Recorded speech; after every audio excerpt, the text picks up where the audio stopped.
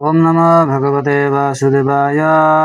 ओम नमो भगवते वासुदेवाय। ओम नमो भगवते वासुदेवाय। ओम नमो भगवते वासुदेवाय। ओम नमो भगवते वासुदेवाय। ओम नमो भगवते वासुदेवाय। कमल पुराण श्रीमद् भागवतम तृतीय स्कंद पंचदश अध्याय भगवत धामेर वर्णना श्लोक नंबर 13।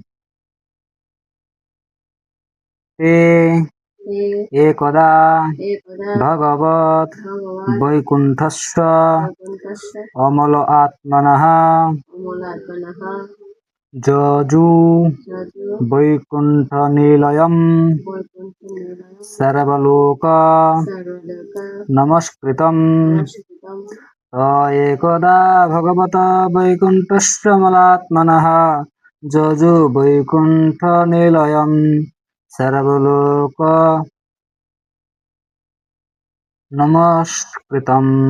অনুবাদ: এভাবে সমগ্র ব্রহ্মাণ্ডে এভাবে সমগ্র ব্রহ্মাণ্ডে ভ্রমণ করে ভ্রমণ করে তারা তারা পরম ব্রহ্মে প্রবেশ করেছিলেন, পরম ব্রহ্মে প্রবেশ করেছিলেন। কেননা তারা কেন তারা সব রকম জড়কলুষ থেকে সব রকম জড়কলুষ থেকে মুক্ত ছিলেন। মুক্ত ছিলেন। চিদ আকাশে চিদাকাশে পরমেশ্বর ভগবানের পরমেশ্বর ভগবানের ও তার শুদ্ধ ভক্তদের ও তার শুদ্ধ ভক্তদের নিবাস স্থান নিবাসস্থান বৈকুণ্ঠ নামক চিন্ময় লোক রয়েছে। বৈকুণ্ঠ নামক চিহ্নিত করেছে। সেই স্থান সে স্থান জড়জগতের জড়জগতের সমস্ত লোকের সমস্ত লোকের অধিবাসীদের দ্বারা পূজিত। অধিবাসীদের দ্বারা পূজিত। তাৎপর্য করেছেন আন্তর্জাতিক কৃষ্ণ ভাবনামৃত সংঘ প্রতিষ্ঠাতা আচার্য জগৎগুরু শিল প্রভুপাদ।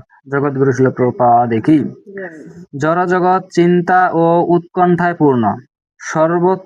সর্বোচ্চ লোক থেকে শুরু করে সর্বনিম্ন পাতাল লোক পর্যন্ত প্রতিটি লোকে প্রতিটি জীব চিন্তা ও উৎকণ্ঠায় পূর্ণ হতে বাধ্য, কেননা জড়জগতে কেউই নিত্য বেঁচে থাকতে পারে না।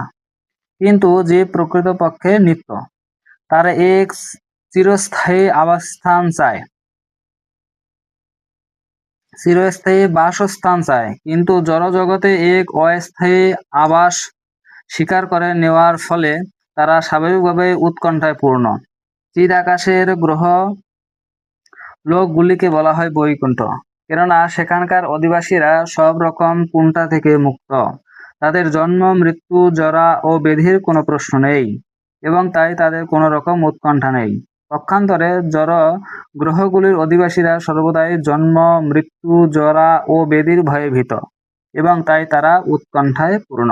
এখানেই শিল প্রভুপাদের প্রান্ত তাৎপর্য সমাপ্ত। জগৎগুরু শিল প্রভুপাদ কি, শ্রীমদ্ ভাগবতম কি, গৌর প্রেমানন্দে হরি বল।